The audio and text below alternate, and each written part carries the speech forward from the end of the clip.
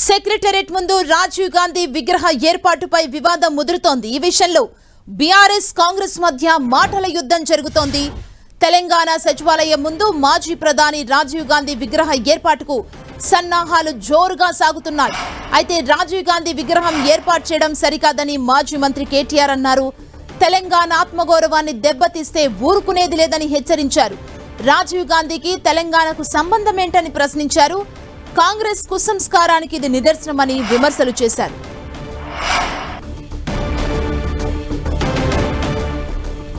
తెలంగాణ ప్రజల ఆత్మగౌరవాన్ని దెబ్బతీసేలా కాంగ్రెస్ వ్యవహరిస్తుందని, తెలంగాణ తల్లి విగ్రహం పెట్టాల్సిన చోట రాజీవ్ గాంధీ విగ్రహం పెడుతున్నారంటూ కేటీఆర్ ఆగ్రహం వ్యక్తం చేశారు.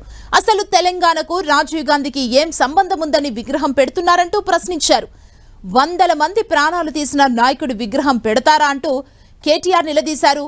ఇప్పటికైనా కాంగ్రెస్ మనసు మార్చుకొని అక్కడ తెలంగాణ తల్లి విగ్రహం పెట్టాలని డిమాండ్ చేస్తున్నారు. లేని పక్షంలో తాము అధికారంలోకి వచ్చాక రాజీవ్ గాంధీ విగ్రహాన్ని తొలగించి తెలంగాణ తల్లి విగ్రహం పెడతామన్నారు. సకల మర్యాదలతో రాజీవ్ గాంధీ విగ్రహం అక్కడి నుంచి తరలిస్తామని తెలిపారు. మరోవైపు కేటీఆర్ వ్యాఖ్యల పట్ల కాంగ్రెస్ నేతలు కౌంటర్ ఇచ్చారు. బీఆర్ఎస్ అధికారంలోకి వచ్చినప్పుడు చూద్దామంటూ ఉత్తమ్ ఎద్దేవా చేశారు.